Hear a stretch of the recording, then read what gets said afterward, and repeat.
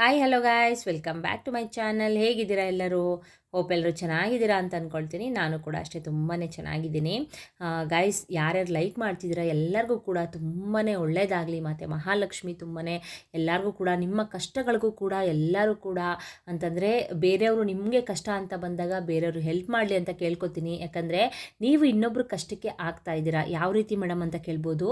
ನೀವು ಒಂದು ಲೈಕ್ ಕೊಡೋದ್ರಿಂದ ಗಾಯ್ಸ್ ಇನ್ನೊಬ್ಬರ ಕಷ್ಟಕ್ಕೆ ಹೆಲ್ಪ್ ಆಗುತ್ತೆ. ಅಂತಂದರೆ ಈ ವಿಡಿಯೋ ಅನ್ನೋದು ಲೀಕ್ ಆಗುತ್ತೆ. ವಿಡಿಯೋ ಅನ್ನೋದು ಲೀಕ್ ಆದಾಗ ಕಷ್ಟದಲ್ಲಿ ಇರೋರು ಕೂಡ ಈ ಒಂದು ತಂತ್ರನ ಮಾಡಿಕೊಂಡು ಅವ್ರ ಕಷ್ಟಗಳನ್ನ ಕಳ್ಕೊತಾರೆ, ಆಯಿತಾ? ಸೊ ಅದಕ್ಕೇ ಯಾರ್ಯಾರು ಲೈಕ್ ಮಾಡ್ತಿದ್ದಾರೆ ಎಲ್ಲರಿಗೂ ಕೂಡ ನನ್ನ ಧನ್ಯವಾದಗಳನ್ನ ತಿಳಿಸ್ತೀನಿ. ಹಾಗೆಯೇ 456 ಅಂತ ಯಾರ್ಯಾರು ಕಮೆಂಟ್ ಬಾಕ್ಸ್ನಲ್ಲಿ ಮಾಡ್ತಾ ಇದ್ದೀರಾ, 456 ಅಂತ ಕಮೆಂಟ್ ಮಾಡ್ತಿದ್ದೀರಾ, ಅವ್ರಿಗೂ ಕೂಡ ನನ್ನ ಧನ್ಯವಾದಗಳನ್ನ ತಿಳಿಸ್ತೀನಿ.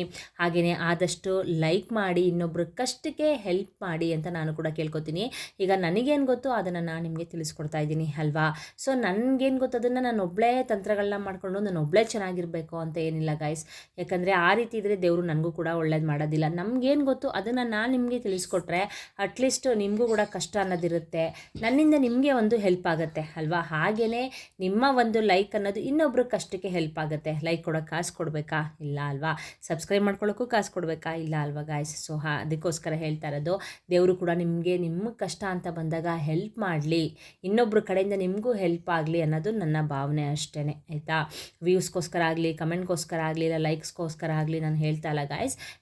ಒಂದು ಲೈಕ್ ಕೊಡಿ. ಯಾಕಂದರೆ ತುಂಬ ಜನ ನಂತರ ನಿಮ್ಮ ಥರ ಅನುಭವಿಸ್ತಾ ಇರ್ತಾರೆ ಕಷ್ಟಗಳನ್ನ ಅಲ್ವಾ?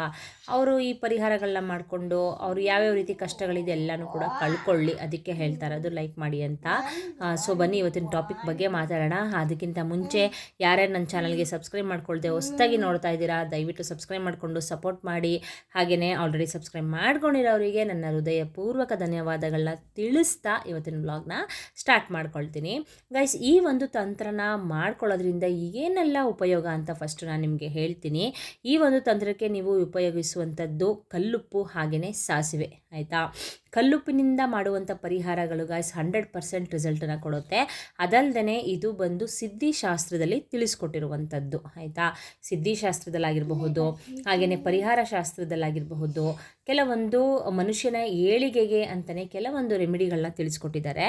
ಸೊ ಹಾಗಾಗಿ ಈ ರೀತಿ ನಿಮಗೆ ಅಂದರೆ ಈ ತಂತ್ರಗಳನ್ನ ಅಂದರೆ ಪರಿಹಾರ ಶಾಸ್ತ್ರದಲ್ಲಿ ತಿಳಿಸ್ಕೊಟ್ಟಿರುವಂಥದ್ದು 100% ರಿಸಲ್ಟನ್ನು ಕೊಟ್ಟೇ ಕೊಡುತ್ತೆ. ಆದರೆ ನೀವು ಒಂದು ನಂಬಿಕೆ ಇಟ್ಟು ಶ್ರದ್ಧಾ ಭಕ್ತಿಯಿಂದ ನೀವು ಮಾಡಿಕೊಳ್ಬೇಕು, ಓಕೆನಾ?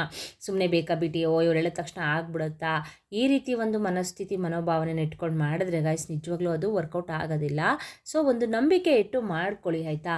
ದೇವರು ನಮಗೆ ಕಷ್ಟ ಅಂತ ಕೊಟ್ಟ ಮೇಲೆ ಒಂದು ಪರಿಹಾರ ಅನ್ನೋದು ಕೊಟ್ಟಿರ್ತಾನೆ. ಆ ಪರಿಹಾರ ಅನ್ನೋದು ನನ್ನ ಕಡೆಯಿಂದ ನಿಮಗೆ ತಿಳಿಸ್ಕೊಡುವಂಥದ್ದಾಗಿರಬಹುದು, ಇಲ್ಲ ಇನ್ನೊಬ್ಬರು ಹೇಳುವಂಥದ್ದಾಗಿರಬಹುದು, ಇಲ್ಲ ಇನ್ನೊಬ್ಬರು ಯಾರೋ ಒಂದು ವಿಡಿಯೋ ಹಾಕಿರ್ತಾರೆ ಅದನ್ನು ನೋಡೋದಾಗಿರಬಹುದು. ಈ ರೀತಿ ಯಾವುದೋ ಒಂದು ಈ ಥರ ಸಿಕ್ಕಿದ ನಿಮಗೆ ಪರಿಹಾರಗಳು ಅಂದರೆ ಏನು ದುಡ್ಡು ಖರ್ಚು ಮಾಡ್ದೇ ಮನೆಯಲ್ಲೇ ನೀವು ಉಪಯೋಗಿಸುವಂಥ ಪದಾರ್ಥಗಳನ್ನ ಯೂಸ್ ಮಾಡಿಕೊಂಡು ಮಾಡುವಂಥ ತಂತ್ರಗಳು ಅಲ್ವಾ? ಸೊ ತುಂಬ ಜನ ದುಡ್ಡೆಲ್ಲ ಖರ್ಚು ಮಾಡ್ತಾರೆ, ಹೊರಗಡೆ ಹೋಗಿ ಪೂಜೆಗಳನ್ನ ಮಾಡಿಸ್ತಾರೆ, ಅಂದರೂ ಕೂಡ ಅವ್ರಿಗೆ ಗುಡ್ ರಿಸಲ್ಟ್ ಅನ್ನೋದು ಸಿಗ್ತಾ ಇರೋದಿಲ್ಲ. ಸುಮ್ಮನೆ ಆ ರೀತಿ ದುಡ್ಡೆಲ್ಲ ವೇಸ್ಟ್ ಮಾಡೋಕ್ಕಂತೂ ಹೋಗಬೇಡಿ. ಮನೆಯಲ್ಲೇ ಯೂಸ್ ಮಾಡಿಕೊಳ್ಳುವಂಥ ಪದಾರ್ಥಗಳನ್ನ ಯೂಸ್ ಮಾಡಿಕೊಂಡು ಮಾಡ್ಕೊಳ್ಳಿ ಪರಿಹಾರನ, ಓಕೆನಾ? ಸೊ ಈ ಒಂದು ತಂತ್ರನ ಮಾಡ್ಕೊಳ್ಳೋದ್ರಿಂದ ಗಾಯ್ಸ್ ನಿಮ್ಮ ಹಣಕಾಸಿನ ಸಮಸ್ಯೆ ಏನಾದರೂ ಇದ್ದರೆ ನಿಮಗೆ ಬೇಗನೆ ಅತಿ ಶೀಘ್ರದಲ್ಲೇ ನಿಮಗೆ ಪರಿಹಾರ ಅನ್ನೋದು ಸಿಗುತ್ತೆ, ಓಕೆನಾ? ಹಾಗೆಯೇ ನಿಮ್ಮ ಮನೆಯಲ್ಲಿ ಗಂಡ ಹೆಂಡತಿ ಜಗಳ ಏನಾದರೂ ಪದೇ ಪದೇ ಆಗ್ತಾ ಇದ್ದರೆ ಅದಕ್ಕೂ ಕೂಡ ಒಂದು ಗುಡ್ ರಿಸಲ್ಟ್ ಅನ್ನೋದು ಸಿಗುತ್ತೆ. ಆರೋಗ್ಯದ ಸಮಸ್ಯೆ ಇದ್ದರೆ ಅದು ಕೂಡ ಗುಡ್ ರಿಸಲ್ಟ್ ಸಿಗುತ್ತೆ, ಸರಿನಾ? ಅಂದರೆ ಕಷ್ಟಪಟ್ಟು ದುಡಿತಾ ಇರ್ತೀರ ಬೆಳಗ್ಗೆಯಿಂದ ಸಂಜೆವರೆಗೂ, ಸುಮ್ಮನೆ ದುಡ್ಡು ನಿಮಗೆ ಆರೋಗ್ಯದ ಸಮಸ್ಯೆ ಕಾಡುತ್ತೆ, ಹೋಗಿ ಹಾಸ್ಪಿಟ್ಲಿಗೆ ತೋರಿಸ್ತೀರಾ, ಸುಮ್ಮನೆ ಅಲ್ಲಿ ದುಡ್ಡು ಖರ್ಚಾಗ್ತಾನೇ ಹೋಗುತ್ತೆ, ಆ ರೀತಿ ಆಗುವಂಥದ್ದು. ಹಾಗೆಯೇ ಏನಾದರೂ ಒಂದು ಸಮಸ್ಯೆ ಬಂದು ದುಡ್ಡು ಪೋಲಾಗ್ತಾ ಇರೋದು ಈ ರೀತಿ ಏನಾದರೂ ಇದ್ದರೆ ಅದು ಎಲ್ಲದಕ್ಕೂ ಕೂಡ ಈ ರೆಮಿಡಿ ಅನ್ನೋದು ನಿವಾರಣೆ ಆಗುತ್ತೆ, ಆಯಿತಾ? ಅದು ಅಲ್ಲದೆ ಈ ಉಪ್ಪು ಬಂದು ಗಾಯ್ಸ್ ಕಲ್ಲುಪ್ಪು ಮತ್ತು ಮಹಾಲಕ್ಷ್ಮಿಯ ಸ್ವರೂಪ ಅಂತಲೇ ಹೇಳ್ಬೋದು ಅಲ್ವಾ? ತುಂಬಾ ಒಂದು ಪ್ರಾಮುಖ್ಯತೆನ ಕೊಡ್ತೀವಿ. ಸಮುದ್ರದಲ್ಲೇ ಉದ್ಭವವಾಗಿರೋದ್ರಿಂದ ಮತ್ತು ಮಹಾಲಕ್ಷ್ಮಿನೂ ಕೂಡ ಸಮುದ್ರದಲ್ಲೇ ಉದ್ಭವವಾಗಿರೋದ್ರಿಂದ ತುಂಬಾ ಒಂದು ಪ್ರಾಮುಖ್ಯತೆನ ಕೊಡ್ತೀವಿ ಅಲ್ವಾ? ಸೊ ಅದಕ್ಕೋಸ್ಕರ ಹೇಳ್ತಾ ಇರೋದು. ಹಾಗೆಯೇ ಈ ಸಾಸಿವೆ ಅನ್ನೋದು ಗಾಯ್ಸ್ ಈ ಒಂದು ತಂತ್ರಕ್ಕೆ ನೀವು ಕಪ್ಪು ಸಾಸಿವೆ ಆಗಿರ್ಬೋದು, ಇಲ್ಲ ಬಿಳಿ ಸಾಸಿವೆ ಆಗಿರಬಹುದು, ಯಾವುದಾದ್ರೂ ನೀವು ಯೂಸ್ ಮಾಡ್ಬೋದು. ಕಪ್ಪುನೇ ಯೂಸ್ ಮಾಡಿ, ಸರಿನಾ? ಸೊ ಯಾವ ರೀತಿ ಈ ಕಲ್ಲುಪ್ಪು ಅನ್ನೋದು ನಿಮಗೆ ಗುಡ್ ರಿಸಲ್ಟ್ನ ಕೊಡುತ್ತೋ ಒಂದು ನೆಗೆಟಿವಿಟಿನ ಹೊರಗಡೆ ಮನೆಯಿಂದ ಹಾಕುತ್ತೋ ಅದೇ ರೀತಿ ಈ ಕಪ್ಪು ಸಾಸಿವೆ ಅನ್ನೋದು ಕೂಡ ಒಂದು ನೆಗೆಟಿವಿಟಿ ಅನ್ನೋದು ಏನಾದರೂ ಇದ್ದರೆ ಮನೆಯಲ್ಲಿ ಇದು ಕೂಡ ತೆಗೆದಾಕುತ್ತೆ ಆಯಿತಾ, ಮನೆಯಿಂದ ಓಡಿಸುತ್ತೆ. ಅಷ್ಟು ಒಂದು ಶಕ್ತಿ ಇದಕ್ಕೆ ಇದೆ. ಇದು ಕೂಡ ಒಂದು ಗುಡ್ ರಿಸಲ್ಟನ್ನೇ ಕೊಡುತ್ತೆ. ಸೊ ಯಾವ ರೀತಿ ಮಾಡೋದು ಅಂತ ನಾನು ನಿಮಗೆ ಇವತ್ತಿನ ವಿಡಿಯೋದಲ್ಲಿ ಇವಾಗ ತಿಳಿಸ್ಕೊಡ್ತೀನಿ, ಓಕೆನಾ. ಇದಕ್ಕೆ ನೀವು ಗೈಸ್ ಏನು ಮಾಡಬೇಕು ಅಂತ ಅಂದರೆ ನೋಡಿ, ಇಲ್ಲಿ ಒಂದು ಗಾಜಿನ ಬೌಲ್ನ ನಾನು ತೊಗೊಂಡಿದ್ದೀನಿ, ಸರಿನಾ. ಈ ಒಂದು ತಂತ್ರನ ಗೈಸ್ ನೀವು ರಹಸ್ಯವಾಗಿ ಮಾಡ್ಕೊಳ್ಬೇಕು. ಯಾರಿಗೂ ಕೂಡ ಮನೆಯಲ್ಲೂ ಆಗಿರಬಹುದು, ಇಲ್ಲ ಹೊರ್ಗಡೆ ಆಗಿರಬಹುದು, ಯಾರಿಗೂ ಕೂಡ ಗೊತ್ತಾಗದೇ ಇರೋ ರೀತಿ ಮಾಡ್ಕೊಳ್ಳಿ, ಸರಿನಾ. ನಿಮ್ಮ ಮನೇಲಿ ಅಕಸ್ಮಾತ್ ಮಕ್ಕಳು ಇಲ್ಲ ಗಂಡ ಏನಾದರೂ ಇದ್ದರೆ ಅವ್ರಿಗೂ ಕೂಡ ಯಾರಿಗೂ ಕೂಡ ಹೇಳೋಕ್ಕಂತೂ ಹೋಗಬೇಡಿ. ಅವ್ರೇನಾದ್ರು ಮನೇಲಿದ್ದರೆ ಹೊರಗಡೆ ಒಂದು 5 ನಿಮಿಷ ಎಲ್ಲಾದರೂ ಕಳಿಸ್ಬಿಟ್ಟು ಮಾಡ್ಕೊಳ್ಳಿ, ಇಲ್ಲಾಂದರೆ ಅವ್ರು ಬರೋಕ್ಕಿಂತ ಮುಂಚೆನೇ ಮಾಡ್ಕೊಳ್ಳಿ. ಹಾಗೆಯೇ ಈ ಒಂದು ತಂತ್ರನ ನೀವು ಯಾವ ವಾರ ಬೇಕಾದರೂ ಮಾಡ್ಬೋದು, ತೊಂದರೆ ಇಲ್ಲ. ಅದು ಅಲ್ಲದೆ ಅಮಾವಾಸ್ಯೆನಲ್ಲಿ ಮಾಡಿದ್ರೆ ತುಂಬಾ ಒಳ್ಳೆಯದು, ಇಲ್ಲ ಶುಕ್ರವಾರ ಮಾಡಿದ್ರೆ ಒಳ್ಳೆಯದು, ಇಲ್ಲ ಯಾವ ವಾರನಾದರೂ ಪರವಾಗಿಲ್ಲ, ನಾವು ಈಗಲೇ ಮಾಡ್ತೀವಿ ಅನ್ನೋರು ಕೂಡ ಮಾಡ್ಬೋದು, ಏನೂ ಪ್ರಾಬ್ಲಮ್ ಇಲ್ಲ. ಇದಕ್ಕೆ ಒಂದು ಗಾಜಿನ ಬೌಲಾದರೂ ತೊಗೊಳ್ಳಿ, ಇಲ್ಲಾಂದರೆ ಒಂದು ಮಣ್ಣಿನ ಪ್ಲೇಟ್ ಬರುತ್ತಲ್ಲ ಅದನ್ನು ಕೂಡ ತೊಗೊಳ್ಳಿ, ಏನು ತೊಂದರೆ ಇಲ್ಲ. ಸೊ ಈ ರೀತಿ ಒಂದು ಗಾಜಿನ ಬೌಲ್ನ ತೊಗೊಂಡಿದ್ದೀನಿ. ತೊಗೊಂಡು ಗಾಯಿಸಿ ಇದಕ್ಕೆ ನೋಡಿ, ಇಲ್ಲಿ 3 ಹಿಡಿಯಷ್ಟು ನಾನು ಕಲ್ಲುಪ್ಪನ್ನ ಇದ್ರ ಒಳಗಡೆಗೆ ಹಾಕ್ಕೊಳ್ತಾ ಇದ್ದೀನಿ. ನೋಡಿ 3 ಹಿಡಿಯಷ್ಟು ನಾನು ಕಲ್ಲುಪ್ಪನ್ನ ಇದರೊಳಗಡೆಗೆ ಹಾಕ್ಕೊಂಡೆ, ಓಕೆನಾ.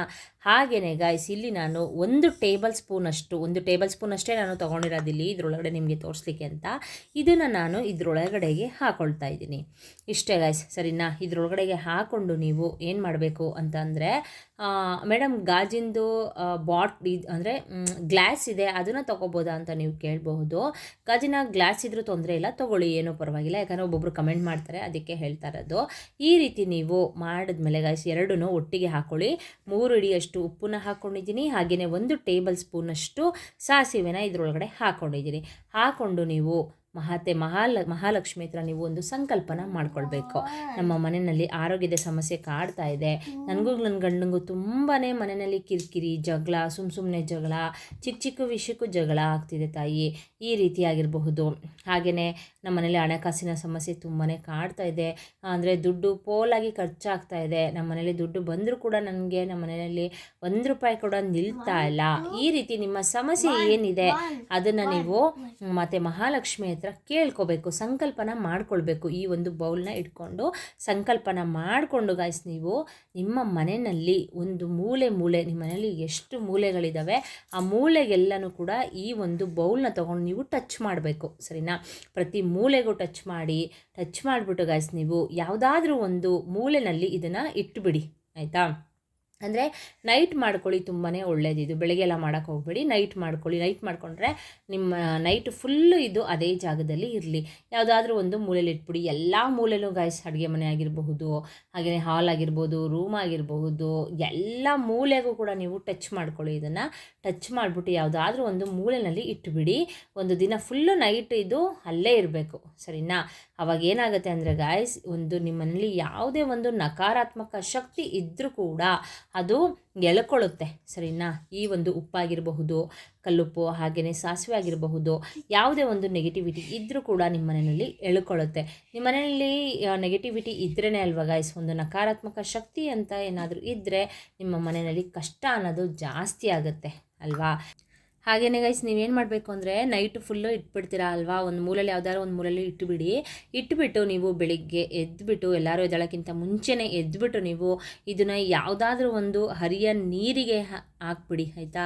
ಹರಿಯ ನೀರು ನಮ್ಮ ಮನೆ ಹತ್ರ ಎಲ್ಲೂ ಇಲ್ಲ ಮೇಡಮ್ ಅನ್ನೋರು, ಯಾರು ಓಡಾಡದೇ ಇರೋವಂಥ ಜಾಗದಲ್ಲಿ, ಅಂದರೆ ಒಂದು ಗಿಡದ ಹತ್ರನೋ ಇಲ್ಲ ಒಂದು ಮರದ ಹತ್ರನೋ ಯಾವುದಾದ್ರೂ ಒಂದು ಹಾಕ್ಬಿಡಿ. ಅಲ್ಲಿ ಯಾವುದಾದ್ರೂ ಹಾಕ್ಬೋದು. ಹರಿಯ ನೀರು ಇದೆ ಅಂದರೆ ಅಲ್ಲಿಗೆ ಹಾಕಿದ್ರು ಒಳ್ಳೆಯದೇ.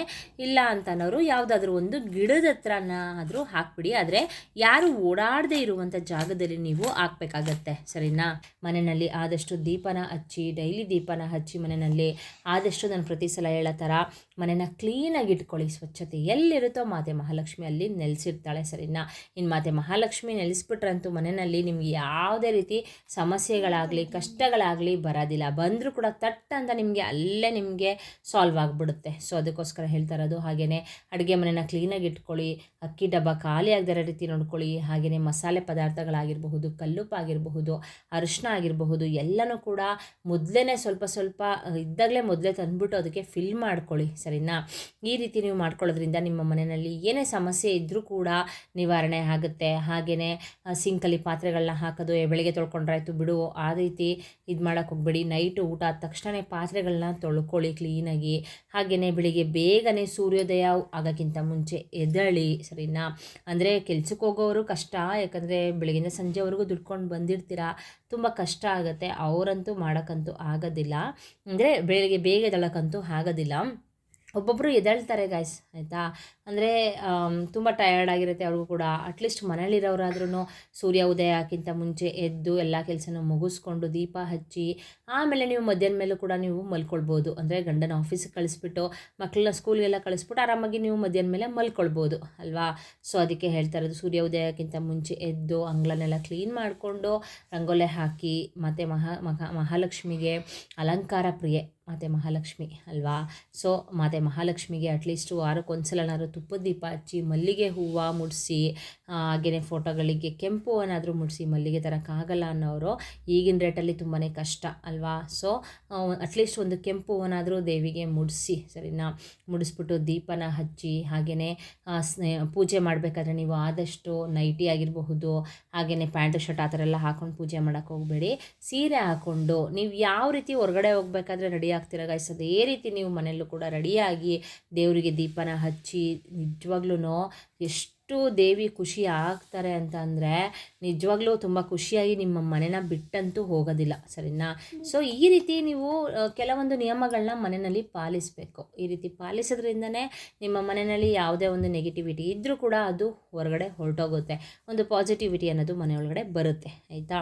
ಒಂದು ನೆಗೆಟಿವಿಟಿನ ಹೋಗಿಸ್ಲಿಕ್ಕೆ ಈ ಒಂದು ತಂತ್ರ, ಸಿದ್ಧಿಶಾಸ್ತ್ರದಲ್ಲಿ ತಿಳಿಸ್ಕೊಟ್ಟಿರುವಂಥ ಈ ಒಂದು ತಂತ್ರ ನಿಜವಾಗ್ಲೂ ವರ್ಕ್ ಮಾಡೇ ಮಾಡುತ್ತೆ, 100% ವರ್ಕ್ ಮಾಡೇ ಮಾಡುತ್ತೆ. ಈ ಒಂದು ತಂತ್ರನ ಮಾಡ್ಕೊಂಡಾದಮೇಲೆ ಅದ್ರ ನಾಳೆಯಿಂದನೇ ನೋಡಿ ನಿಮ್ಮ ಮನೆಯಲ್ಲಿ ಕೆಲವೊಂದು ಬದಲಾವಣೆಗಳಾಗುತ್ತೆ. ಬೇಕಾದರೆ ನೀವೇ ನನಗೆ ಕಮೆಂಟ್ ಮಾಡ್ತೀರಾ, ಹೌದು ಮೇಡಮ್ ನೀವು ಹೇಳ್ದಂಗೆ ನಾನು ಮಾಡಿದೆ, ನನಗೆ ಒಂದು ಗುಡ್ ರಿಸಲ್ಟ್ ಅನ್ನೋದು ಸಿಕ್ಕಿದೆ ಮೇಡಮ್ ಅಂತ ನೀವೇ ನನಗೆ ಕಮೆಂಟ್ನ ಮಾಡ್ತೀರಾ ಗೈಸ್, ಓಕೆನಾ. ಒಂದು ನಂಬಿಕೆ ಇಟ್ಟು ಮಾಡ್ಕೊಳ್ಳಿ, ಸರಿನಾ. ಹಾಗೆಯೇ ಗೈಸ್ ಇದೇ ರೀತಿ ಹಲವಾರು ವೀಡಿಯೋಸ್ನ ಹಾಕಿದ್ದೀನಿ, ನನಗೇನು ಗೊತ್ತು ಅದನ್ನು ತಿಳಿಸ್ಕೊಟ್ಟಿದ್ದೀನಿ. ಅಂತಂದರೆ ಅವ್ರು ಹೇಳ್ತಾರೆ ಇವ್ರು ಹೇಳ್ತಾರೆ ಅಂತ ನಾನು ತಿಳಿಸ್ಕೊಡೋದಿಲ್ಲ. ಒಂದು ಸಲ ಇದನ್ನು ಎಕ್ಸ್ಪೆರಿಮೆಂಟ್ ಮಾಡಿ ಎಕ್ಸ್ಪೀರಿಯೆನ್ಸ್ನ ತೊಗೊಂಡು ಓಕೆಪ್ಪ ನನಗೆ ಗುಡ್ ರಿಸಲ್ಟ್ ಸಿಕ್ತು ಅಂದರೆ ಮಾತ್ರ ನಾನು ನಿಮಗೆ ಶೇರ್ ಮಾಡುವಂಥದ್ದು. ಸುಮ್ಮನೆ ಅವ್ರು ಹೇಳ್ತಾರೆ ಇವ್ರು ಹೇಳ್ತಾರೆ ಅಂತ ನಾನು ಮಾಡೋಕ್ಕೆ ಹೋಗೋದಿಲ್ಲ, ಓಕೆನಾ.